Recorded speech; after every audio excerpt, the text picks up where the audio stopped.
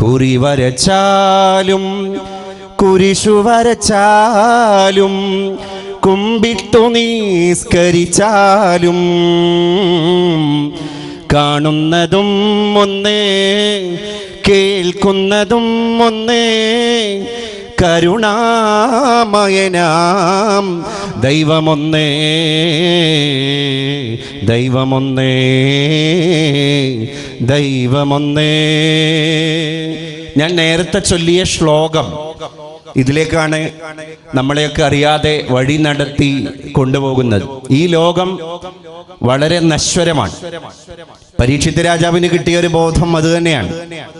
അവസാനം ഭാഗവതം അതിൻ്റെ എല്ലാ ഭാഗങ്ങളും മന്ത്രങ്ങളും പരാമർശിക്കപ്പെടുകയും അതിൻ്റെ അർത്ഥങ്ങൾ ഉൾക്കൊള്ളുകയും ചെയ്ത് അദ്ദേഹം ആത്മീയതയിലേക്ക് നീങ്ങിയെന്നാണ് ചരിത്രം. ആ പ്രമാണം നമ്മളെ ബോധ്യപ്പെടുത്തുന്നത്.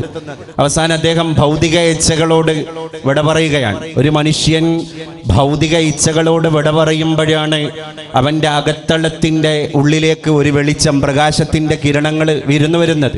അപ്പോഴാണ് അവൻ്റെ സ്വാർത്ഥത അവന് ചവറ്റുകൊട്ടയിലേക്ക് വലിച്ചെറിയാൻ കഴിയുന്നത്. അല്ലെങ്കിൽ മനുഷ്യന്റെ പേര് സ്വാർത്ഥം ഭരി എന്നാണ്.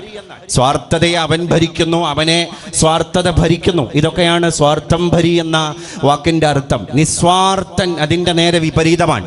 നിസ്വാർത്ഥനാകുമ്പോഴാണ് എൻ്റെ ദുഃഖം എൻ്റെ സഹോദരൻ്റെ ദുഃഖമാണ് എന്ന് പറയാനും മനസ്സിലാക്കാനും അത് പ്രാവർത്തിക തലത്തിലേക്ക് കൊണ്ടുവരാനും കഴിയുക. നിറഞ്ഞിരിക്കലും ദരിദ്രമീ രാജ്യം, നിരന്നിരിക്കലും വികൃതമെങ്കിലും ഇവിടെ സ്നേഹിപ്പാൻ, ഇവിടെ യാശിപ്പാൻ, ഇവിടെ ദുഃഖിപ്പാൻ കഴിവതേ സുഖം.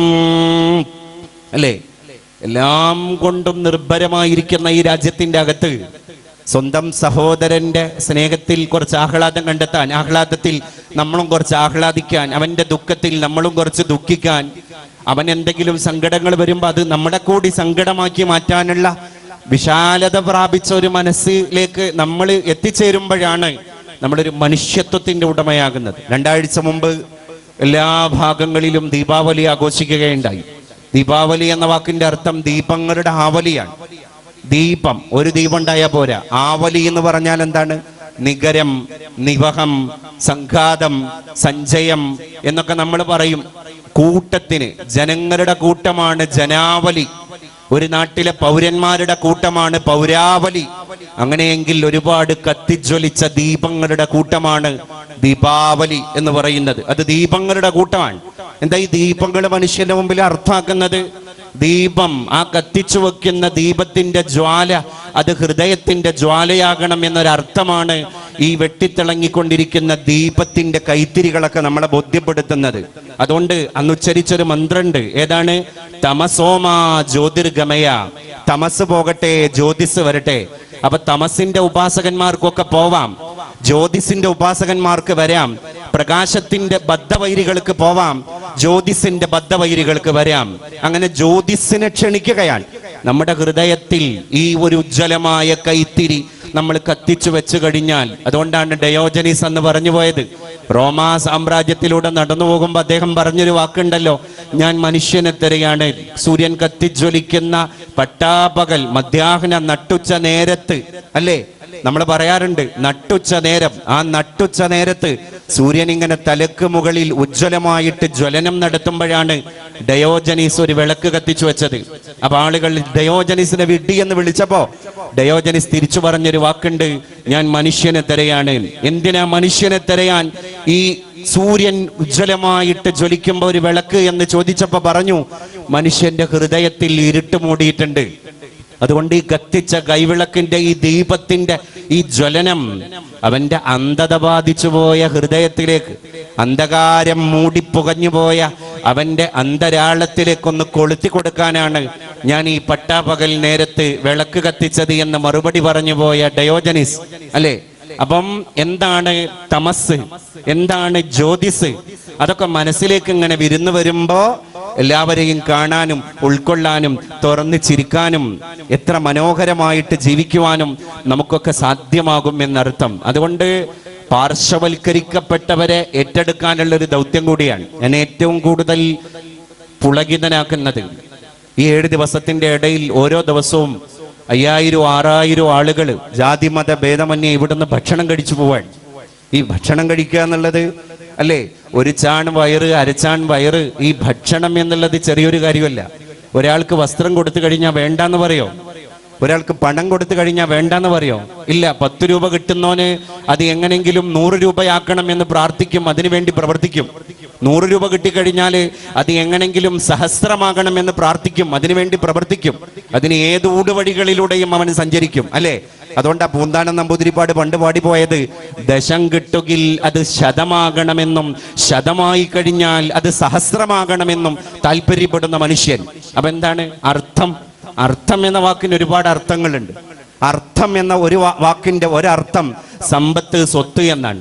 മലയാളത്തിൽ ഒരു ചൊല്ലില്ലേ, അല്പന് അർത്ഥം കിട്ടിയാൽ അർദ്ധരാത്രിയിലും കുട പിടിക്കുന്നു എന്ന് പറഞ്ഞാല് സാമ്പത്തികമായിട്ട് ശേഷി ഇല്ലാത്തവന് പെട്ടെന്ന് ഒരാൾ കൊണ്ടുപോയിട്ട് അത്യാവശ്യം സാമ്പത്തിക ശേഷി ഉണ്ടാകാനുള്ള സാധ്യതകൾക്കുള്ള വകുപ്പൊക്കെ ഉണ്ടാക്കി കൊടുത്താൽ അവൻ അർദ്ധരാത്രിയിലും കുടപിടിക്കും, അല്ലേ?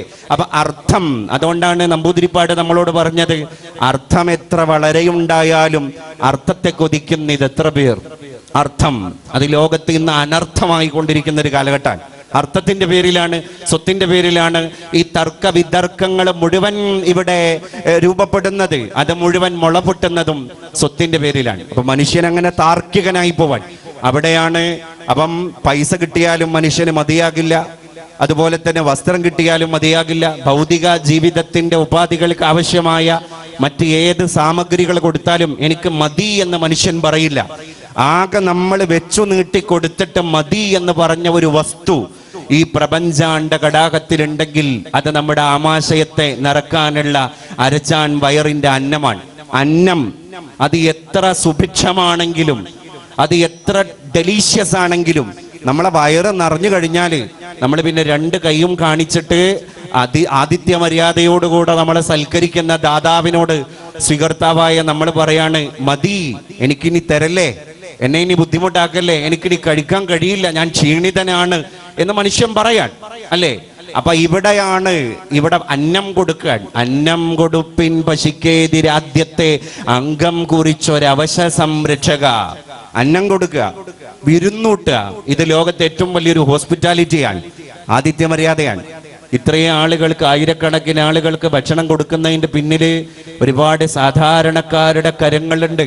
അത് അക്ഷീണം അവിടെ പ്രയത്നിക്കുന്നുണ്ട്. എല്ലാവരും കൂടെ പരന്നൊഴുകുന്ന ഒരു പാരാവാരമായി മാറുകയാണ്. സ്നേഹത്തിന്റെ ഒരു സാഗരം പോലെ, കാരുണ്യത്തിന്റെ ഒരു കടലല പോലെ, കരുതലിന്റെ ഒരു ആഴി പോലെ നമ്മളിങ്ങനെ ലോകത്ത് ഉത്ഥാനം തീർത്തുകൊണ്ടിരിക്കുകയാണ്. ഇതിൽ ഒരു സുഖമുണ്ട്. ഇങ്ങനെ കരുതലും കാണലും ഒക്കെ അറിഞ്ഞിട്ട് കണ്ടറിവോടുകൂടെ മനുഷ്യൻ ജീവിച്ചു പോകുന്നതിൽ ഒരു മനസ്സുഖമുണ്ട്. അതിവിടെ മാത്രല്ല. അതാണ് ഞാൻ പറഞ്ഞത്, ആധ്യാത്മികതയുടെ മോക്ഷം അകത്തേക്ക് കയറി ചെല്ലണം. അപ്പൊ പിന്നെ വീറുണ്ടാകൂല, അപ്പൊ പിന്നെ അഹന്തയുണ്ടാകില്ല, അപ്പൊ പിന്നെ സ്വാർത്ഥതയുണ്ടാകില്ല, അപ്പൊ പിന്നെ ഞാൻ എന്നൊരു അഭിനിവേശം ഉണ്ടാകില്ല. എല്ലാവരും നമ്മൾ എന്ന ഒരു കാന്തിയുടെ പദം മാത്രമല്ല, ആ ഒരു കാന്തിയുടെ ജീവിത ദർശനം കൂടി അവന് കൊണ്ടുപോകാൻ കഴിയും. അതുകൊണ്ടാണ് മലയാളത്തിൽ ഒരു വാക്ക് ചൊല്ലു പറയുന്നത്, നമിക്കിലുയരാം, നടുകിൽ തിന്നാം, നൽകുകിൽ നേടിയിടാം, അല്ലേ? നമിക്കിലുയരാം, നടുകിൽ തിന്നാം, നൽകുകിൽ നേടിയിടാം, നമുക്കു നാമേ പണിവതു നാഗം നരകവും അതുപോലെ. നമുക്കുള്ള സ്വർഗം പണിയുന്നതും നാഗം. സ്വർഗം നാഗമല്ല, നാഗം എന്ന് പറഞ്ഞാൽ പാമ്പാണ്. നേരത്തെ പറഞ്ഞു ഇവിടെ പരീക്ഷിത്ത് രാജാവിന് ധ്വംസനമേറ്റത്, അത് നാഗമാണ്. അത് ഗാണ്, മൃദു ഗാണ്, അഥവാ നാഭി കൊണ്ട് ഗമിക്കുന്നത്. അങ്ങനെയാണ് സർപ്പത്തിന് നാഗം എന്നൊരു വാക്കുണ്ടായത്. സർപ്പത്തിന് പന്നകം എന്നൊരു വാക്കുണ്ട് മലയാളത്തിൽ. എന്തുകൊണ്ട്? പള്ള കൊണ്ട് ഗമിക്കുന്നതാണത്. ഇത് നാക്കമാണ്. നാക്കം, നാക്കം എന്ന് പറഞ്ഞാൽ സ്വർഗമാണ്. അപ്പൊ നമുക്ക് സ്വർഗം ഉണ്ടാക്കുന്നതും നമുക്ക് നരകം പണിയുന്നതും നമ്മുടെ കർമ്മമാണ്, വേറൊന്നുമല്ല. അപ്പൊ ഇവിടെ ഒരു ലോജിക് പ്രവർത്തിക്കുന്നില്ല. There is no any logic in total universe.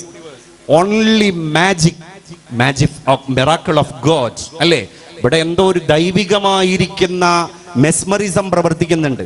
ലോജിക്കല്ല, യുക്തിസഹമല്ല. അതുകൊണ്ടാണ് യുക്തിവാദങ്ങളൊക്കെ ലോകത്ത് മുളപൊട്ടുന്നത്.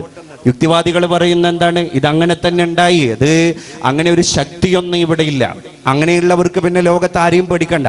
ഒരു നിയമപാലകന്റെ അല്ലെങ്കിൽ യൂണിഫോം ഇട്ട ഒരു പോലീസുകാരൻ സാന്നിധ്യത്തിലുണ്ടെങ്കിൽ അവനെ പേടിച്ച് മാത്രം ജീവിക്കാം. അവരുടെ കൂടി അഭാവത്തിലാണെങ്കിലോ എന്തും ചെയ്യാം. അപ്പൊ പിന്നെ നായകനില്ല പട നായപ്പട അല്ലേ? അപ്പൊ നമ്മളെ ഏതോ ഒരു ശക്തി ഭരിക്കുന്നു എന്ന ആധ്യാത്മിക ബോധത്തിൽ നിന്നാണ് മനുഷ്യന്റെ കരുതൽ ഉണ്ടായിത്തീരുന്നത്. ആ കരുതലിൽ നിന്നാണ് എൻ്റെ അയൽവാസിക്ക് ഞാൻ വെച്ചു നീട്ടുന്നത്. ആ കരുതലിൽ നിന്നാണ് എൻ്റെ ഭക്ഷണം കഴിക്കാത്ത ഏകോദര സഹോദരനെ പോലെ ഞാൻ കാണുന്ന, ജാതി പോലും മതം പോലും ഞാൻ ഏത് എന്ന് അവൻ്റേത് അന്വേഷിക്കാത്ത ഒരു മനുഷ്യൻ എന്ന മാത്രയിൽ അവനെ ഞാൻ കണ്ടെത്തുകയും അവനെ ഞാൻ സ്നേഹത്തിന്റെ അന്നമാകുന്ന വിരുന്നൂട്ട് നൽകിയിട്ട് ആദരിക്കുകയും ചെയ്യുമ്പോഴാണ് അവനാകുന്ന മനുഷ്യനെ കാണുന്ന ഞാനൊരു മനുഷ്യനാകുന്നത് അല്ലേ? അപ്പൊ മനുഷ്യത്വത്തെ കണ്ടെത്തലാണ്. അല്ലാതെ ഒരുപാട് ബിരുദാനന്തര ബിരുദം എടുക്കുക, ഡിഗ്രികൾ എടുക്കുക, more degrees, but there is no common sense. എന്താ കാര്യം? ഒരുപാട് ബിരുദാനന്തര ബിരുദങ്ങൾ പുതിയ ലോകത്ത് നമ്മൾ കണ്ടുകൊണ്ടിരിക്കുകയാണ്. കോമൺ സെൻസ് ഇല്ല. ഈ അടുത്താണ് ഏതോ ഒരു മലയാള ഭാഷയിൽ പ്രസിദ്ധീകൃതമായ ദിനപത്രത്തിന്റെ ഈ നമ്മുടെ ഉത്രാടപ്പാച്ചിൽ കഴിഞ്ഞ് അത്തമ്പത്തിന്റെ തിരുവോണത്തിന്റെ അന്ന് മാവേലി മന്നൻ കടന്നു വരാൻ വലിയൊരു തൊപ്പിക്കോടയൊക്കെ ചൂടിയിട്ട് മാവേലി ഒരു വീട്ടിലേക്ക് വരുന്ന രംഗാണ് ആ പത്രദ്വാര പ്രത്യക്ഷപ്പെട്ട കാർട്ടൂണിന്റെ അകത്തുള്ള ഇതിവൃത്തം. അങ്ങനെ മാവേലി കയറി വരുന്നുണ്ട്. മാവേലി കയറി വന്നിട്ട് മാവേലി കോളിംഗ് ബെൽ അടിക്കാൻ, പുതിയ കാലല്ലേ, കോളിംഗ് ബെൽ അടിച്ചപ്പോൾ ആരും പുറത്തേക്ക് വരുന്നില്ല. അപ്പൊ മാവേലി നേരെ ലിവിംഗ് റൂമിലേക്ക് കയറി പോകുമ്പോ 5 കുട്ടികൾ, മക്കള്, ആ വീട്ടിലെ 5 മക്കള് സോഫയിൽ ഇങ്ങനെ ഇരിക്കുന്നുണ്ട്. മാവേലി വിഷണ്ണനായി, അദ്ദേഹം ആകെ വിഷാദ ചിത്തനായി. അപ്പൊ മാവേലി സൂക്ഷിച്ചു നോക്കിയപ്പോ കണ്ടത് ഒരാൾ യൂട്യൂബിലാണ്, ഒരാൾ ഫേസ്ബുക്കിലാണ്, ഒരാൾ ട്വിറ്ററിലാണ്, അടുത്ത ആൾ ഇൻസ്റ്റയിലാണ്. അപ്പൊ ദുഃഖത്തോടുകൂടെ മാവേലി അവരോട് പറഞ്ഞു, നിങ്ങളൊന്ന് തലപൊക്കിയിരുന്നുവെങ്കിൽ എനിക്ക് അടുത്ത വീട്ടിലേക്ക് എനിക്ക് ഓണാശംസ നേരാൻ വേണ്ടി പോകായിരുന്നു എന്ന് പറഞ്ഞാല് മലയാളിയുടെ പുതിയ കാലത്തെ ഒരു ചിത്രത്തിന്റെ മൂകസാക്ഷിയായിരുന്നു ആ കാർട്ടൂൺ. ലിസണിംഗ് ക്ലിനിക്ക് തുടങ്ങുന്ന കാലമാണ് പുതിയ ലോകം. ലിസണിംഗ് ക്ലിനിക്കുകളുടെ കാലമാണ്. കേൾക്കാൻ ആളില്ലാത്ത ലോകം. ഒരു വീട്ടിൽ മക്കളുണ്ട്, പക്ഷേ അമ്മയ്ക്ക് കേൾക്കാൻ സമയമില്ല, അച്ഛന് കേൾക്കാൻ സമയമില്ല, ഉപ്പക്ക് സമയമില്ല, ഉമ്മാക്ക് സമയമില്ല. കാരണം അവരൊക്കെ തന്നെ അവരവരുടെ ലോകത്താണ്. ഇങ്ങനെ ഒരു പാശ്ചാത്യവൽക്കരണത്തിലേക്ക് നമ്മളെ നാട് കടന്നു പോവാൻ. ഈ അടുത്ത് എൻ്റെ സുഹൃത്തായ മലയാളി അമേരിക്ക സന്ദർശിച്ചു. അദ്ദേഹം അവിടുത്തെ ഒരു ഹൈപ്പർ മാർക്കറ്റിൽ കയറിയ രംഗം പറയുന്നുണ്ട്. അച്ഛൻ വരുന്നു, അമ്മ വരുന്നു, മക്കൾ വരുന്നു. അങ്ങനെ മാതാവ് മാതാവിനുള്ളത് വാങ്ങുന്നു, പിതാവ് പിതാവിനുള്ളത് വാങ്ങുന്നു. അദ്ദേഹത്തിന്റെ ക്രെഡിറ്റ് കാർഡ് കൊടുക്കുന്നു. അപ്പം ഒരു ടീനേജിലുള്ള ഒരു മോനുണ്ട്, മോൻ കടന്നു വന്നിട്ട് മോൻ ആവശ്യമുള്ളത് വാങ്ങുന്നു, അവന്റെ ക്രെഡിറ്റ് കാർഡ് കൊടുക്കുന്നു. അങ്ങനെ എല്ലാവരും അവരവരുടെ ലോകത്ത് അഭിരമിക്കുന്നു. ഒരു വാഹനത്തിൽ വന്ന് ഇറങ്ങിയവരാണ്, ഒരു വീട്ടിലേക്ക് തിരിച്ചു പോകാനുള്ളവരാണ്. പക്ഷേ മനസ്സുകൾക്ക് കാതങ്ങളുടെ അന്തരമായിരിക്കുന്ന ഒരു ലോകത്ത് ആ പാശ്ചാത്യവൽക്കരണങ്ങളെയൊക്കെ തൊണ്ട തൊടാതെ വിഴുങ്ങുന്ന ഒരു ആവിഷ്കാരത്തിലേക്ക് അഭിനവ മലയാളി എത്തിപ്പെട്ടിട്ടില്ല എന്നുള്ളതിൽ എനിക്ക് തർക്കമുണ്ട്. കാരണം പലപ്പോഴും എത്തിപ്പെട്ടിട്ടുണ്ട്. പൂന്താന നമ്പൂതിരിപ്പാട് ഞങ്ങളെ മലപ്പുറത്താണ്. അദ്ദേഹത്തിന്റെ ഇടിഞ്ഞുപൊളിഞ്ഞ ലോകം, 21-ാം നൂറ്റാണ്ടിന്റെ 20-ാം നൂറ്റാണ്ടിന്റെ ഇതിഹാസം എന്നീ കവിതകൾ ബൃഹത്തായ സന്ദേശങ്ങളാണ് മലയാളിക്ക് പ്രദാനം ചെയ്യുന്നത്. അദ്ദേഹം ഒരു മഹാകവിയാണ്. മഹാകാവ്യം എഴുതിയ തന്നെ മഹാകവിയാണ്. മഹാകവി അക്കിത്തം എന്നാണ് പറയാറുള്ളത്, അക്കിത്തം അച്യുതൻ നമ്പൂതിരിപ്പാടിനെ പറ്റി. അപ്പൊ അദ്ദേഹം പറയുന്നുണ്ട്, ഊശിക്കുടമ മുറിച്ചു വളർത്തിമേൽ മീശയും പൂണുനൂലൂരിക്കളഞ്ഞവൻ ഒത്തുവായി കൊണ്ടു ജപിക്കേണ്ടി വന്നുമേ ഓക്കാനമേകുന്ന മീനും ഇറച്ചിയും എന്ന് പറഞ്ഞാല് വേദങ്ങൾ പാരായണം ചെയ്യുന്ന ഓത്തുവായി, അതാണ് വേദങ്ങൾ ഉച്ചരിക്കുന്ന വായാണ് ഓത്തുവായി. അങ്ങനെ ഓത്തുവായി കൊണ്ട് ജപിക്കേണ്ടി, വേദങ്ങൾ ജപിക്കേണ്ടി വന്ന ഓത്തുവായി കൊണ്ട് പിന്നെ ഓക്കാനമേകുന്ന മീനും ഇറച്ചിയും എൻ്റെ കുടുംബത്തിൽ അല്ലെങ്കിൽ എൻ്റെ തലമുറകളിൽപ്പെട്ടവർ തന്നെ ഉണ്ടും അങ്ങനെ തന്നെ കഴിച്ചും കൂടിയ ഒരു കാലഘട്ടം. അപ്പം ഇടിഞ്ഞുപൊളിഞ്ഞ ലോകത്ത് അദ്ദേഹം പറയുന്നുണ്ട്, എല്ലായിടത്തും പരിവർത്തനങ്ങൾ സംഭവിച്ചിട്ടുണ്ട്. മുസ്ലിം കുടുംബങ്ങളിൽ സംഭവിച്ചു, ഹൈന്ദവ കുടുംബങ്ങളിൽ സംഭവിച്ചു, ക്രൈസ്തവ കുടുംബങ്ങളിൽ സംഭവിച്ചു, ബുദ്ധ കുടുംബങ്ങളിൽ സംഭവിച്ചു. അങ്ങനെ പ്രാചീന കാലം മുതൽ നമ്മൾ അനുഷ്ഠിച്ചു പോന്നിരുന്ന ചില ചിട്ടവട്ടങ്ങൾ, ഓരോന്നിനും ആചാരമര്യാദകൾ, രീതിശാസ്ത്രങ്ങൾ ഒക്കെ ഉണ്ടായിരുന്നു. അത് ധാർമ്മികതയിലും കണ്ടറിവുകളിലും ഒക്കെ അധിഷ്ഠിതമായിരുന്നു എന്നാണ് കവി നമ്മളെ ബോധ്യപ്പെടുത്തുന്നത്. ഞാൻ 3 ദിവസം മുമ്പ് പ്രത്യക്ഷപ്പെട്ട ഒരു പത്രത്തിലെ ഒരു വാർത്ത എന്നെ കൂടുതൽ ഇരുത്തി ചിന്തിപ്പിച്ചു. ഇന്ത്യ രാജ്യത്ത് പ്രസിദ്ധീകൃതമാകുന്ന ഒരു മെഡിക്കൽ ജേണലാണ് ലാൻസെറ്റ്. ലാൻസെറ്റ് ഈ അടുത്ത് ഒരു പഠനം നടത്തി. 7 വയസ്സ് മുതൽ 19 വയസ്സ് വരെയുള്ള കൗമാരക്കാരായ കൊച്ചുകുട്ടികളുടെ രക്ഷിതാക്കളിലാണ് ഈ ഒരു കാനേശുമാരി നടത്തിയത്. ആ കാനേഷുമാരിയുടെ ഈ ഒരു കടക്കെടുപ്പിന്റെ ഞെട്ടിപ്പിക്കുന്ന അനന്തര ഫലം ഈ ലാൻസെറ്റ് എന്ന് പറയുന്ന ഇന്ത്യയിലെ ഈ മെഡിക്കൽ ജേണൽ പ്രസിദ്ധീകരിക്കുകയാണ്, പുറത്തുവിടാൻ. അതിലവർ പറഞ്ഞത്, നമ്മുടെ രാജ്യത്ത് താമസിക്കുന്ന ഈ പ്രായത്തിൽ, ഈ ഏജ് ഗ്രൂപ്പിലുള്ള കുട്ടികളിൽ 66% കുട്ടികളും ടെക് അഡിക്ഷനിലാണ്, ഇന്റർനെറ്റ് അടിമത്തത്തിലാണ്. അവർ സോഷ്യൽ മീഡിയ പ്ലാറ്റ്ഫോമിൽ, OTT പ്ലാറ്റ്ഫോമിൽ, ഗെയിം ആപ്പുകൾ, അങ്ങനെ ഉള്ള ഒരു വ്യവഹാരത്തിലാണ് അവരുള്ളത്. വ്യാപാരമെന്തു ഹനനനാം വനവേടനുണ്ടോ, വ്യാപന്ന മധു കഴുകനെന്നും കബോധമെന്നും. മലയാളത്തിൽ അങ്ങനെ ഒരു കവിതയില്ലേ? വ്യാപാരം അല്ലേ? ഈ സോഷ്യൽ മീഡിയയാകുന്ന, അല്ലെങ്കിൽ ലഹരിയാകുന്ന, അസമത്വമാകുന്ന, മിശ്രജീവിതമാകുന്ന, പരമ്പരാഗതമായി കുടുംബത്തിൽ നിന്ന് കിട്ടിപ്പോന്ന സംസ്കാരങ്ങളെ മുഴുവൻ കാലത്തിന്റെ ചവറ്റുകൊട്ടയിലേക്ക് വലിച്ചെറിഞ്ഞിട്ട് അവർ പുതിയ പുതിയ സംസ്കാരങ്ങളെ നമ്മളെ മക്കളും ഒക്കെ അങ്ങനെ കൊണ്ടുവരുന്ന സമയത്ത് നോക്കി നിൽക്കാനേ നമുക്ക് കഴിയുന്നുള്ളൂ. അതാണ് ഈ സോഷ്യൽ മീഡിയ നേതൃത്വങ്ങൾക്ക് എന്ത് വ്യാപാരമെന്ത് ഹനനനാം വനവേടനുണ്ടോ. ഈ വ്യാപാരം പൊടിപൊടിക്കുമ്പോ ഹനനൻ, ഹനിക്കുന്നവൻ അല്ലേ? ലോകത്തെ ഹനിക്കാൻ വന്ന ഈ കാട്ടാളനാകുന്ന, നാരദനാകുന്ന ഈ വനവേടനുണ്ടോ? വ്യാപന്ന മധു കഴുകനെന്നും കബോധമെന്നും.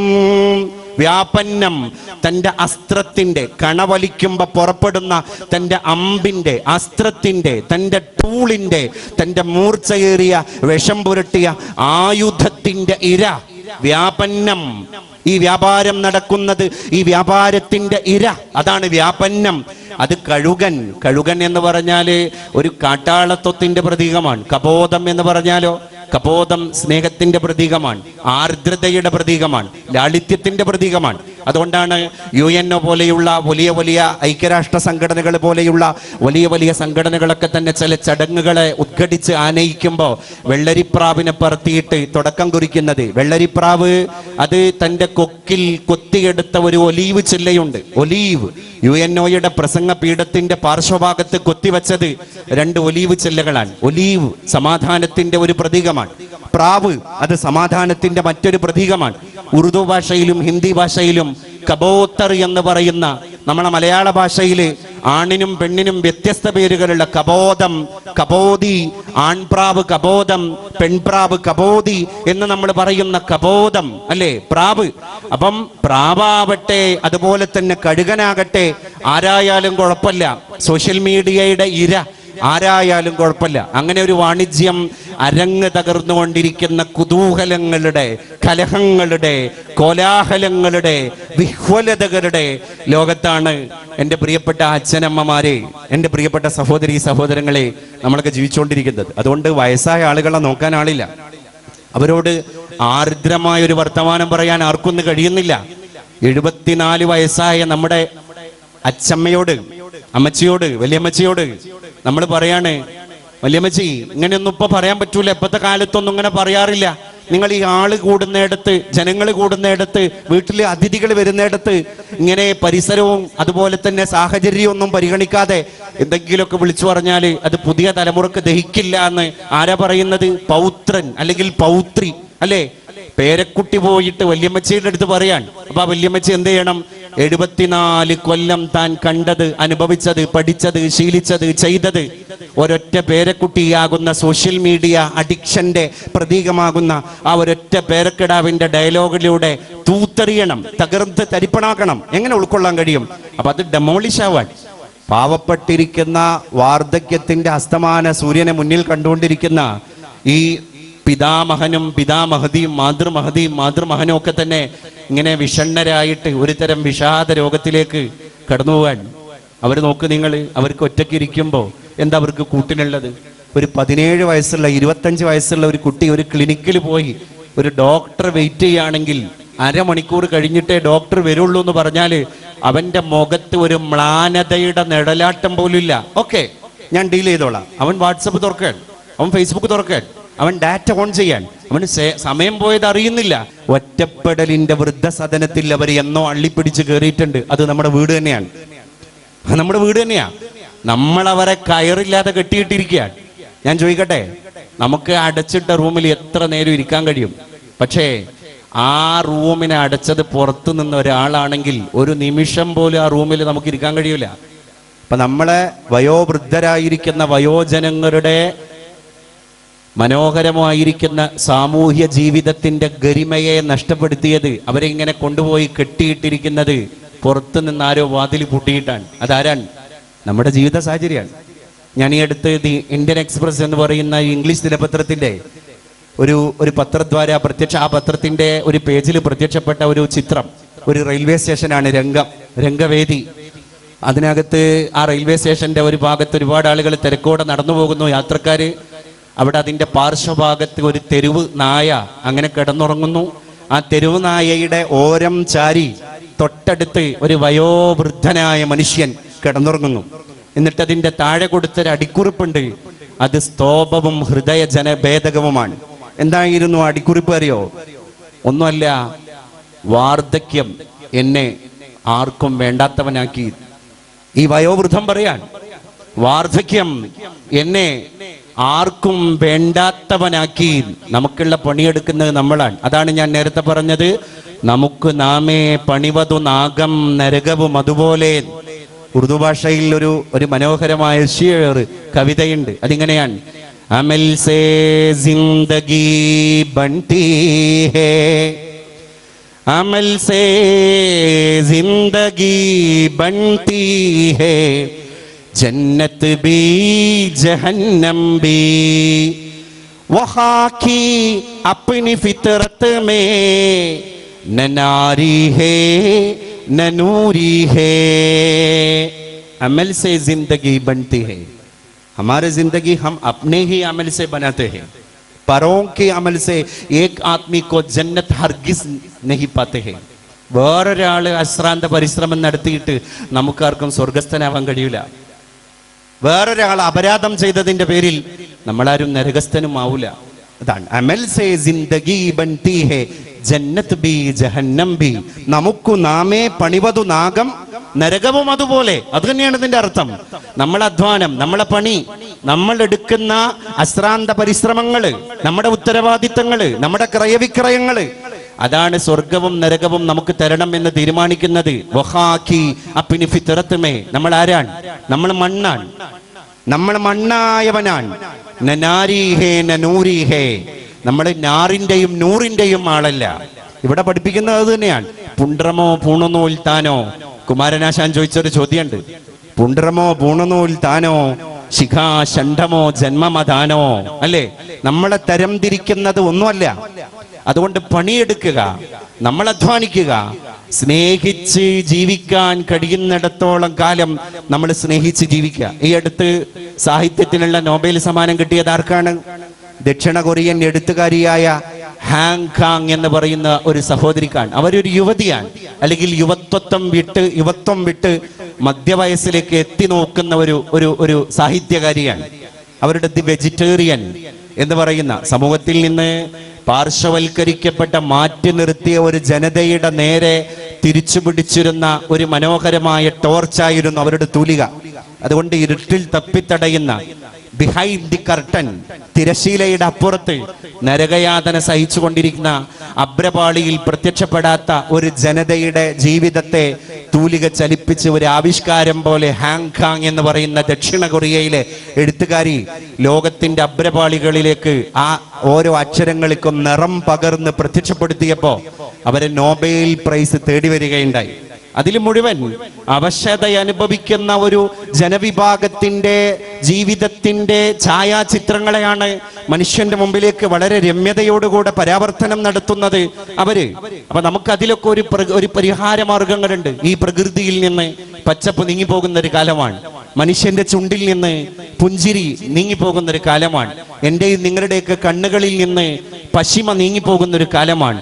നമ്മുടെയൊക്കെ ഇത്ര പോകുന്ന ഹൃദയത്തിൽ നിന്ന് ആർദ്രത നീങ്ങിപ്പോകുന്ന ഒരു കാലമാണ്. അങ്ങനെ നമ്മൾ ഒരു സ്റ്റാച്യു പോലെ, ഒരു മനുഷ്യന്റെ പ്രതിരൂപം പോലെ, ഒരു കല്ലിൽ കൊത്തിവെക്കപ്പെട്ട ശിലാരൂപം പോലെ നമ്മൾ അങ്ങനെ ജീവിക്കുന്നു. ചത്തതിനൊക്കുമേ ജീവിച്ചിരിക്കലും എന്ന മാത്രയിൽ നമ്മൾ അങ്ങനെ ജീവിക്കുന്നു. അവിടെയാണ് ആധ്യാത്മികതയുടെ കിരണങ്ങൾ അന്തരാളത്തിലേക്ക് ഇങ്ങനെ ഓളം പോലെ ഒഴുകിയെത്തുമ്പോ ഒരു ചിരി പ്രത്യക്ഷപ്പെടാൻ. എന്തേ? അകത്ത് ഈ ദീപത്തിന്റെ ഒരു പ്രകാശം എത്തിയപ്പോഴാണ് മുഖത്ത് ഒരു പുഞ്ചിരിയാകുന്ന ദീപം ജ്വലിച്ചത്. അപ്പൊ അകത്തെ ദീപമാണ് പുറത്തെ ദീപം എന്ന് നമുക്ക് തിരിച്ചറിയാൻ സാധ്യമാകണം. ഈ അടുത്ത് ഞാൻ ഒരു 16 വയസ്സുകാരനായ ഒരു കൗമാരക്കാരന്റെ ഒരു കവിത ഫേസ്ബുക്കിലൂടെ പ്രത്യക്ഷപ്പെട്ട ഒരു കവിത വായിക്കാൻ ഇടയായി. അവൻ ഇങ്ങനെ പറയാതെ പറഞ്ഞു പോവാൻ: പള്ളിക്കാടിനടുത്താണ് എൻ്റെ വീട്. ഒരു മുസ്ലിം കുട്ടിയാണ് അവൻ, അതുകൊണ്ട് പള്ളിക്കാട് എന്നവൻ പറഞ്ഞു. പള്ളിക്കാടിനടുത്താണ് എൻ്റെ വീട്. അപ്പൊ അവന്റെ വീട് ഒരു ഖബർസ്ഥാനിന്റെ, ശ്മശാനത്തിന്റെ, സെമിത്തേരിയുടെ ഒരു പാർശ്വഭാഗത്താണ്. ആ വീട്ടിലെ ഡൈനിങ് ഹാളിൽ നിന്ന് അവന്റെ ജാലകപ്പാളി ഒന്ന് തുറന്നു വെച്ച് കഴിഞ്ഞാൽ ഓരോ മരിച്ചു പോകുന്നവരെയും കാണാൻ അവന് കഴിയുന്നതാണ്. അതാണ് അവന്റെ കവിതയുടെ ഇതിവൃത്തം. പള്ളിക്കാടിനടുത്താണ് എൻ്റെ വീട്, ദിവസവും പല ഖബറുകൾ അവിടേക്ക് വിരുന്നു വരും. ഓരോ മരിച്ച ആളുകളെ, ഭൗതിക ശരീരങ്ങളെ ബന്ധുമിത്രാദികൾ കൊണ്ടുവരും എന്നല്ല അവൻ പ്രയോഗിച്ചത്. ഓരോ ദിവസവും അവിടേക്ക് പല ഖബറുകൾ വിരുന്നു വരും. വൃദ്ധന്റേത്, കുട്ടിയുടേത്, പുരുഷന്റേത്, സ്ത്രീയുടേത്, പണ്ഡിതന്റേത്, പാമരന്റേത്, ഉന്നതന്റേത്, അധസ്ഥിതന്റേത്, അവർണന്റേത്, സവർണന്റേത്. ഒടുക്കം ഒരു ദിവസം അവിടേക്ക് ഒരു ഖബർ വിരുന്നു വന്നു. ഒരു ദിവസം അവിടേക്ക് ഒരു ഖബർ വിരുന്നു വന്നു. പക്ഷേ ആ ഖബറു കാണാൻ ഞാൻ മാത്രമില്ലായിരുന്നു. അങ്ങനെയാണ് ആ കവിത അവസാനിക്കുന്നത്. ആ കവിത വായിച്ച ആൾക്ക് അറിയാതെ ബോധ്യപ്പെടുകയാണ്, അന്ന് മരിച്ചത് അവനാണ്. ആര്? ഈ 16-കാരനാണ് അന്ന് മരിച്ചത്. അതാണ് അവൻ പറയാതെ പറയുന്നത്. ഞാനാണെന്ന് മരിച്ചത് എന്നാണ് ആ കുട്ടി പറയാതെ പറയുന്നത്. അവന്റെ സമപ്രായക്കാരായ സോഷ്യൽ മീഡിയയിൽ കളിക്കുന്ന സമാന ചിന്താഗതിക്കാരും സമപ്രായക്കാരുമായിരിക്കുന്ന കുട്ടികൾക്ക് ആ 16-കാരൻ നൽകിയ ഒരു ശക്തമായ ബോധമുണ്ട്. എന്താണ്? ജീവിക്കുന്ന കാലത്ത് പരസഹായിയായി ജീവിക്കുകയും മരിച്ചു കഴിഞ്ഞാലും വീണ്ടും ജീവിക്കുകയും ചെയ്യുക. അല്ലേ? ചില ആളുകൾ അങ്ങനെയാണ്. ജീവിച്ചുകൊണ്ടിരിക്കെ തന്നെ അവർ മരിച്ചു കഴിഞ്ഞിട്ടുണ്ടാകും. മറ്റു ചില ആളുകൾ നമുക്കിടയിൽ വേറെ രീതിയിലാണ്. അതെങ്ങനെയാണ്? മരിച്ചു കഴിഞ്ഞാലും അവർ നമുക്കിടയിൽ ജീവിക്കുന്നുണ്ടാകും. 2 രൂപമാണ് മനുഷ്യൻ. ജീവിച്ചുകൊണ്ടിരിക്കെ മരിക്കുന്നവരുണ്ട്, അവരെവിടെയും പ്രത്യക്ഷപ്പെടൂല. ഒരു പൊതുരംഗത്ത് അവരുണ്ടാകൂല, ഒരു ചാരിറ്റിയിൽ അവരുണ്ടാകൂല, ഒരു കിഡ്നി രോഗി ഡയാലിസിസ് ചെയ്യുന്ന വാർത്ത അവർ അറിഞ്ഞിട്ടുണ്ടാകൂല, ഒരു ഭക്ഷണത്തിന്റെ കിറ്റ് കൊടുക്കുന്നിടത്ത് അവരുടെ വിയർപ്പിന്റെ ഒരു കണികയുടെ ലാഞ്ചന പോലും കുടികൊള്ളുന്നുണ്ടാകില്ല. അങ്ങനെ ജീവിക്കുമ്പോഴും മരിച്ചു കഴിഞ്ഞ ജന്മങ്ങൾ ഇവിടെയുണ്ട്. എന്നാലോ മരിച്ചു കഴിഞ്ഞിട്ടും ജീവിക്കുന്നവരുണ്ട്. രത്തൻ ടാറ്റ, അദ്ദേഹം ഒരു പാഴ്സി മതക്കാരനാണ്. പക്ഷെ അദ്ദേഹത്തിന്റെ മതത്തിന്റെ അളവുകോലിലോ അദ്ദേഹത്തിന്റെ ദർശനത്തിന്റെ പ്രത്യയശാസ്ത്ര വിശ്വാസധാരയുടെ അളവുകോലിലോ അല്ല ഇന്ന് 135 കോടിയിൽ പരം വരുന്ന ഭാരതീയനും അതിന്റെ അപ്പുറം വരുന്ന ലോകത്തെ മറ്റുള്ള മനസാക്ഷിയുള്ള മനുഷ്യരും അദ്ദേഹത്തെ വായിക്കുന്നത്. Who is Ratan Tata? ആരായിരുന്നു അദ്ദേഹം എന്ന് വായിക്കാൻ, അല്ലേ? ഇന്ത്യ രാജ്യത്തിന്റെ മുംബൈ നഗരത്തിലൂടെ നടന്നു പോകുമ്പോ ഒരു അച്ഛൻ ബൈക്ക് ഓടിക്കുന്നു, നടുവില് കൊച്ചു കിടാവിരിക്കുന്നു, പിന്നില് അദ്ദേഹത്തിന്റെ ഭാര്യ, ഈ കിടാവിന്റെ അമ്മ ഇരിക്കുന്നു. വെയിലത്ത് വിയർത്തൊലിച്ചിട്ട് മുംബൈയുടെ ഒരു നഗരവീതിയിലൂടെ അവർ പോകുമ്പോ നടന്നു പോകുന്ന രത്തൻ ടാറ്റ പറയാണ് കൂടെയുള്ള ഒരാളോട്, ഈ പാഴ് സ്വപ്നങ്ങളുമായിട്ട് ജീവിക്കുന്നവർക്കും നമുക്ക് അവരുടെ സ്വപ്നങ്ങളെ ഒന്ന് നെയ്ത് കൊടുക്കണ്ടേ? അദ്ദേഹം പിന്നെ റൂമിലേക്ക് പോയിട്ട് അദ്ദേഹത്തിന്റെ എഞ്ചിനീയർ വിളിച്ചിട്ട് പറയാണ്, പാവപ്പെട്ടവന്റെ സ്വപ്ന സാക്ഷാത്കാരത്തിന് വെയിൽ കൊള്ളാത്ത, മഴ കൊള്ളാത്ത ഒരു കാറ്, ഒരു കൊച്ചു വാഹനം നമുക്ക് എന്തുകൊണ്ട് യാഥാർത്ഥ്യമാക്കിക്കൂടാ? ആ സ്വപ്നത്തിൽ നിന്ന് പിറന്നതാണ് ഗിന്നസ് റെക്കോർഡിലേക്ക് കടന്നുപോയ അന്നത്തെ 1 ലക്ഷം രൂപയുടെ നാനോ കാർ എന്ന് പറയുന്നത്. അദ്ദേഹം പേരെടുക്കാൻ വേണ്ടി ചെയ്തല്ല, പിന്നെ അരുപറ്റി നിൽക്കുന്ന ജന്മങ്ങളെ കണ്ടപ്പോൾ ഉണ്ടായ ഒരു ആർദ്രതയുടെ കണികയാണ് ആ വാഹനത്തിന്റെ ഇന്ധനം എന്ന് ഞാനും നിങ്ങളും തിരിച്ചറിയണം. അങ്ങനെ എന്തൊക്കെ സ്വപ്നങ്ങൾ. അമേരിക്കയിൽ അദ്ദേഹത്തിന് റെസ്റ്റോറന്റ് ഉണ്ട്. ഒരു ദിവസം അദ്ദേഹം അമേരിക്കയിൽ പോയി തന്റെ സ്വന്തം പേരിലുള്ള റെസ്റ്റോറന്റിൽ ഭക്ഷണം കഴിക്കാൻ വേണ്ടി പോകുമ്പോ അമേരിക്കക്കാരായിരിക്കുന്ന ആ ഹോട്ടലിലെ ജീവനക്കാർക്ക് സാക്ഷാൽ മുതലാളിയാണ് ഭക്ഷണത്തിന് വേണ്ടി വന്നു കയറിയത് എന്നറിയില്ലായിരുന്നു. അപ്പൊ അദ്ദേഹത്തിന്റെ കൂടെയുള്ള സെക്രട്ടറി ഹോട്ടലിലെ ജീവനക്കാരോട് ഇത് മുതലാളിയാണ് എന്ന് പരിചയപ്പെടുത്താൻ എണീറ്റ് നിൽക്കുമ്പോ സാഹസപ്പെട്ട് അദ്ദേഹത്തിന്റെ കരം ഗ്രഹിച്ചിട്ട് അവിടെ തന്നെ ഇരിക്കാൻ രത്തൻ ടാറ്റ ആജ്ഞാപിക്കുകയാണ്. എന്നിട്ട് പറഞ്ഞു, ഞാൻ ഈ ഹോട്ടലിന്റെ ഉടമസ്ഥനാണെന്ന് പറയരുത്. അപ്പൊ അവർക്ക് എന്നെ വിരുന്നൂട്ടുമ്പോ മനസാക്ഷി കുത്തുണ്ടാകും. സൂക്ഷ്മതയോടുകൂടി അവർ കാര്യങ്ങൾ ഗ്രഹിക്കുമ്പോൾ അവർക്കതിൽ എന്തോ ഒരു അസ്വസ്ഥത ഉണ്ടാകും. വേണ്ട, നമ്മളൊക്കെ സാധാരണ മനുഷ്യരാ. തടയാണ് അദ്ദേഹം. 3 ദിവസമാണ് അദ്ദേഹം ആ ഹോട്ടലിൽ പോയിട്ട് ഭോജനം ഭുജിച്ചിട്ട് ആത്മനിർവൃതിയോടുകൂടെ തിരിച്ചു വന്നത്. എല്ലാം കഴിഞ്ഞതിന് ശേഷമാണ് ജീവനക്കാർക്ക് ഇത് ബോധ്യപ്പെടുന്നത്. എന്റെ പ്രിയപ്പെട്ടവരെ, അങ്ങനെ ജീവിതത്തിന്റെ ഓരോ അളവിലും അല്ലെ, ശന്തനു നായിഡു എന്ന് പറയുന്ന ഒരു 20 വയസ്സുകാരനായ ചെറുപ്പക്കാരൻ മെയിലയക്കുക ഡൽഹിയിൽ നിന്ന് രത്തൻ ടാറ്റക്ക്. തെരുവ് ജീവികൾ, നായയും പട്ടിയും പൂച്ചയുമാകുന്ന തെരുവ് ജീവികൾക്ക് ഭക്ഷണമില്ലാതെ വിശന്നിട്ട് ശരീരത്തിൽ വ്രണം ബാധിച്ചിട്ട് അവയെ ശുശ്രൂഷിക്കാനോ പരിചരിക്കാനോ സംരക്ഷിക്കാനോ ഇവിടെ ഒരു സംവിധാനമില്ല.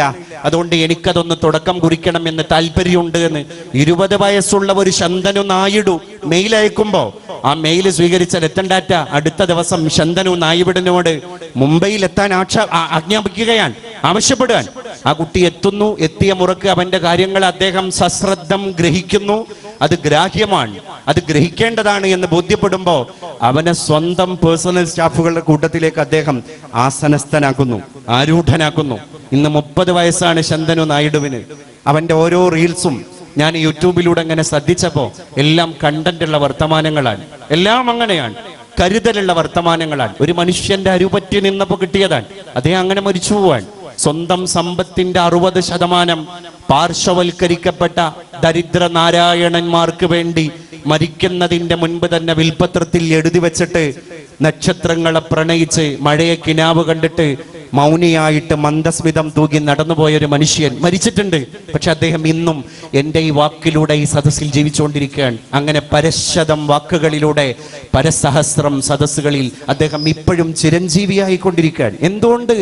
മനുഷ്യന്റെ കർമ്മങ്ങളാണ്. അതാണ് ഞാൻ നേരത്തെ പറഞ്ഞ ഉറുദു കവിതയുടെ സാരം.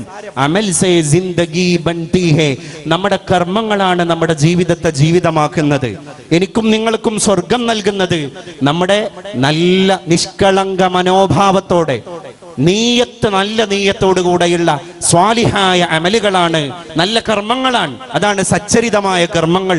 അറബി ഭാഷയിൽ പറയുന്ന വാക്കിന്റെ അർത്ഥം അതാണ്, സച്ചരിതമായ കർമ്മങ്ങൾ. അപ്പൊ സമ്പത്തിനെ അങ്ങനെയും വിനിമയം ചെയ്യാമെന്ന് മുംബൈയുടെ നടുത്തട്ടിൽ നിന്ന് ഒരു മനുഷ്യൻ നമ്മളെ ബോധ്യപ്പെടുത്താൻ. എന്നാൽ അതേ മുംബൈയിലാണ് കുറച്ച് മാസങ്ങൾക്ക് മുൻപ് ഏഷ്യയിലെ തന്നെ ഏറ്റവും വലിയ വീടിന്റെ ഉടമയായ മുകേഷ് അംബാനി തന്റെ മകനായ ആനന്ദിന്റെയും രാധിക മർച്ചന്റിന്റെയും കല്യാണം നടത്തിയത് അല്ലേ? 200 പ്രൈവറ്റ് ജെറ്റ് വിമാനങ്ങളാണ് സ്വന്തം മകന്റെ കല്യാണത്തിന് വേണ്ടി ഒരു മുതലാളി വാടകക്കെടുത്തത്. 200 ജെറ്റ് വിമാനങ്ങൾ വാടകക്കെടുക്കണമെങ്കിൽ നമ്മളൊന്ന് ചിന്തിച്ചു നോക്ക്. എന്നിട്ട് അവരുടെ തറവാട് കുടുംബ നാടായിരിക്കുന്ന ഗുജറാത്തിലെ ജാംനഗറിൽ വെച്ച് ഒരു പ്രീ വെഡിങ് മാരിറ്റൽ ഫംഗ്ഷൻ നടക്കുക. അതിന് 1200 കോടി രൂപ ചെലവായത്. അത് കഴിഞ്ഞിട്ട് പിന്നെ മുംബൈയിലേക്ക് തിരിച്ചു വരാൻ മുംബൈയിലെ ബാന്ദ്രയിലെ കുർളയിലെ ജിയോ വേൾഡ് സെന്ററിൽ വെച്ച് നടന്നിട്ട് വലിയൊരു കല്യാണത്തിന്റെ പ്രീ വെഡിങ് മഹാമഹം നടക്കുക. ആരാ അതിലേക്ക് പാട്ടുപാടാൻ വരുന്നത്? ലോക പോപ്പ് സംഗീതജ്ഞയായ റിഹാനയാണ്. റിഹാന 40 മിനിറ്റ് പാട്ടുപാടിയതിന് 46 കോടി രൂപയാണ് വാങ്ങിക്കൊണ്ടുപോയത്. അത് കഴിഞ്ഞിട്ട് പിന്നെ ഇറ്റലിയിലേക്ക് പോവാൻ, ഇറ്റലിയിൽ പറക്കുന്ന ഒരു പാരഡൈസ് പോലെയുള്ള ഒരു കപ്പലുണ്ട്. ആ മനോഹരമായ കപ്പലിന്റെ അടുത്ത പരിപാടി നടക്കാൻ കാറ്റി പെറിയാണ് കടന്നു വരുന്നത്. ആരാ കാറ്റി പെറി? എന്റെ പ്രിയപ്പെട്ടവരെ, ചർച്ചുകളിൽ നിന്ന് ഗാനം തുടങ്ങിയിട്ട് ഇന്ന് ലോകത്ത് കോടികൾ വില പറയുന്ന സംഗീതജ്ഞയാണ്, അമേരിക്കക്കാരിയാണ് കാറ്റി പെറി. കാറ്റി പെറിക്ക് 48 കോടി രൂപയാണ് കൊടുത്തത്. ആ പരിപാടിയെല്ലാം കഴിഞ്ഞ് പിന്നെ മുംബൈയിലേക്ക് വരികയാണ്. ജിയോ വേൾഡ് സെന്ററിൽ വെച്ചിട്ട് സംഗീത ഉത്സവ് എന്ന് പറയുന്ന ഒരു പരിപാടി വേറെ നടക്കുകയാണ്. ആരാ വന്നത്? ജസ്റ്റിൻ ബീബർ എന്ന് പറയുന്ന ലോകത്തെ യുവത്വത്തിന്റെ സിരകളിലൂടെ ത്രസിച്ചു കൊണ്ടിരിക്കുന്ന ആവേശം, അവനാ വന്നത്. എന്താ ജസ്റ്റിൻ ബീബർ 42 മിനിറ്റ് പാട്ടുപാടിയതിന് ജസ്റ്റിൻ ബീബറിന്റെ അക്കൗണ്ടിലേക്ക് അംബാനിക്ക് കൊടുക്കേണ്ടി വന്നത് 87 കോടി രൂപയാണ് എന്റെ പ്രിയപ്പെട്ടവരെ. അത് കഴിഞ്ഞ് പിന്നെന്താ ഉണ്ടാകുന്നത്? പിന്നെ മംഗൾ ഉത്സവാണ്. മംഗൾ ഉത്സവ് അല്ലേ? അമീർ ഖാനും പിന്നെ സൽമാൻ ഖാനും ഷാറൂഖ് ഖാൻ അടക്കമുള്ള ലോകത്തെ ബോളിവുഡിലെ താരരാജാക്കന്മാർ പങ്കെടുക്കുന്നു. ഒരാൾക്ക് 20 കോടി രൂപയുടെ വാച്ചാണ് അമ്മാനി കൊടുക്കുന്നത്, അല്ലെങ്കിൽ ആ കുടുംബം കൊടുക്കുന്നത്. ഞാൻ ഇങ്ങനെ ആലോചിച്ചു പോയി, രാജ്യത്ത് ജീവിക്കുന്ന പരശതം വരുന്ന ദരിദ്ര നാരായണന്റെ വറച്ചട്ടിയിലേക്ക് ഈ നയാ പൈസയുടെ തുട്ട് നാണയങ്ങളുടെ ഒരു അംശം എത്തുന്നില്ല. ഈ 2 ദർശനങ്ങളും ഞാനും നിങ്ങളും ഈ വർഷം തന്നെ കണ്ടത് നമ്മുടെ ഇന്ത്യ രാജ്യത്താണ്, നമ്മുടെ മുംബൈ എന്ന് പറയുന്ന നഗരത്തിന്റെ അകത്താണ്. അപ്പൊ നമ്മൾ ചിന്തിക്കണം, യാപന്ന മധു കഴുകനെന്നും കപോതമെന്നും ജീവിക്കുന്നത് ചില അടയാളപ്പെടുത്തലുകൾക്ക് വേണ്ടിയാണ്. പ്രധാനമന്ത്രിയുടെ 3 ആഴ്ച മുമ്പുണ്ടായിരുന്ന മൻ കി ബാത്ത് എന്ന് പറയുന്ന റേഡിയോ തത്സമയ സംപ്രേഷണ പ്രഭാഷണത്തിൽ നമ്മുടെ മലയാളിയായ ഒരു മനുഷ്യനെ പരാമർശിക്കുകയുണ്ടായി. എൻ്റെ അയൽ ജില്ലക്കാരനായ കോഴിക്കോട്ട് ഒളവണ്ണ സ്വദേശിയായ സുബ്രഹ്മണ്യൻ എന്ന് പറയുന്ന ഒരു മനുഷ്യനെയാണ് ഇന്ത്യ രാജ്യത്തിന്റെ പ്രധാനമന്ത്രി തന്റെ മൻ കി ബാത്തിൽ പരാമർശിച്ചത്. 70 വയസ്സുള്ള സുബ്രഹ്മണ്യൻ എന്ന് പറയുന്ന കോഴിക്കോട്ടെ ഒളവണ്ണ സ്വദേശിയായ മനുഷ്യൻ. എന്താ അദ്ദേഹം പരാമൃഷ്ടനാവാൻ കാരണമെന്ന് അദ്ദേഹത്തിന്റെ നാട്ടുകാരായ സംസ്ഥാനക്കാരായ ഞാനും നിങ്ങളും ആലോചിക്കുന്നതും അന്വേഷിക്കുന്നതും ആ വിഷയകമായിട്ടുള്ള ഗവേഷണം നടത്തുന്നതും അങ്ങനെ ഒരു തത്സമയ സംപ്രേഷണ സമ്പ്രദായം പ്രത്യക്ഷപ്പെട്ട് അതിലൂടെ അദ്ദേഹത്തിന്റെ പേര് മുഴങ്ങിക്കേട്ടപ്പോഴാണ്. അപ്പൊ എന്തായിരുന്നു അദ്ദേഹത്തിന്റെ ജീവിതത്തിന്റെ ചരിത്രം?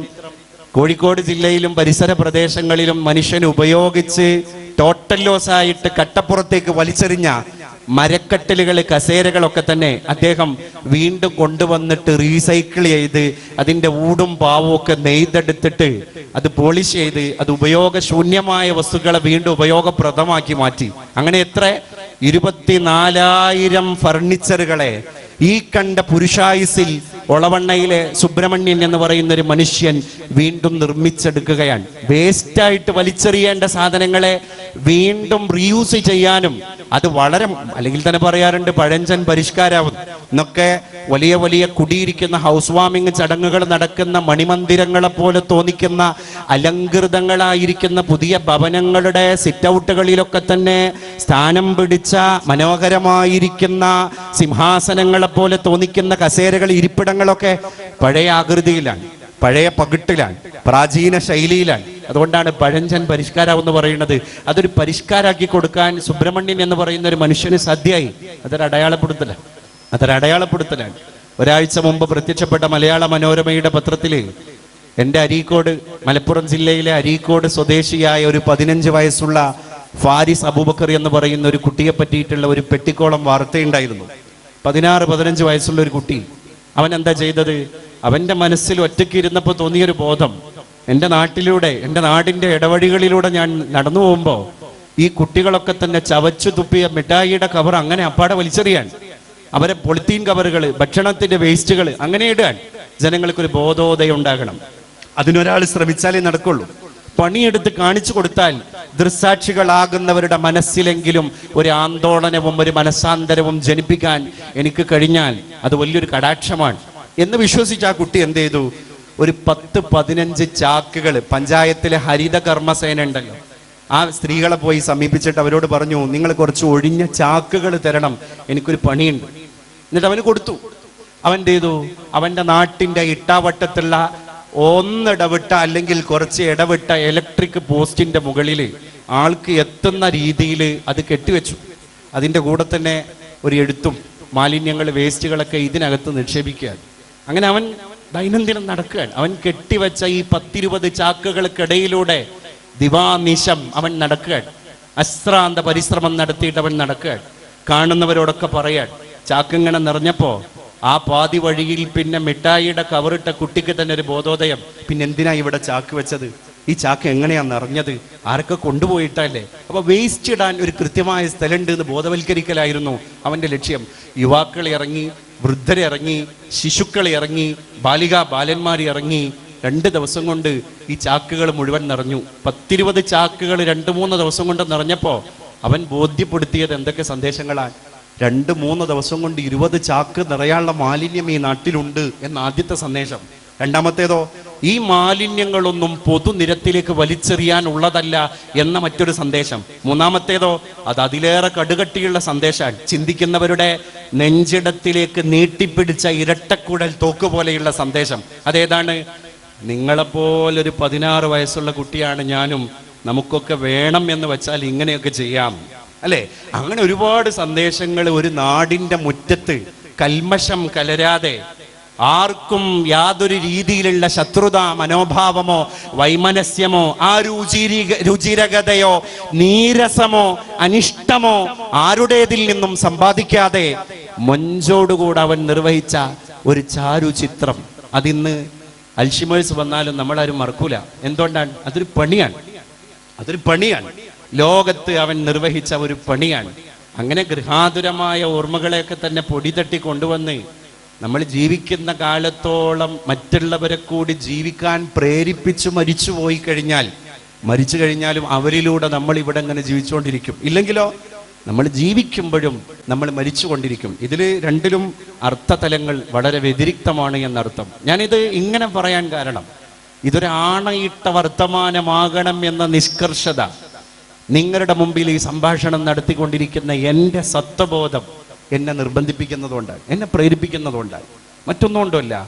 നമ്മളൊക്കെ അടുത്ത തലമുറയ്ക്ക് ഈ ലോകത്തെ കൈമാറ്റം നടത്തേണ്ടവരാണ്. മുതലാളി എന്നാ നമ്മൾ പറയാം. ഒരു മുതൽ കയ്യിലുണ്ടെങ്കിൽ മുതലാളി അല്ലേ, ഉടമസ്ഥൻ എന്നല്ല. എന്താ അതിൻ്റെ അർത്ഥം? കൈയാളുന്നവൻ. അടുത്ത തലമുറ ഇത് കൈയാളാൻ കാത്തിരിക്കുകയാണ്. നിങ്ങളുടെ കണ്ടനാളത്തിൽ നിന്ന് ആത്മാവൊന്ന് നഷ്ടപ്പെട്ടു പോയാൽ, മൃതി നിങ്ങൾക്ക് സംഭവിച്ചാൽ, പിന്നെ നിങ്ങളുടെ ദേഹത്തിന്റെ പേര് മൃതം സംഭവിച്ച ദേഹമാണ്. അതാണ് മൃതദേഹം. അതുവരെ ഉണ്ടാവുള്ളൂ. പിന്നെ അടുത്ത മുതലിനെ കൈയാളുന്ന മുതലാളി ആരാണ്? അടുത്ത തലമുറയാണ്. അങ്ങനെ എത്ര തലമുറകൾ കഴിഞ്ഞിട്ടാണ് ഞാനും നിങ്ങളും ഈ മഞ്ജുള മനോഹരമായ പന്തലിന്റെ ചുവട്ടിൽ വന്നിരിക്കുന്നത്.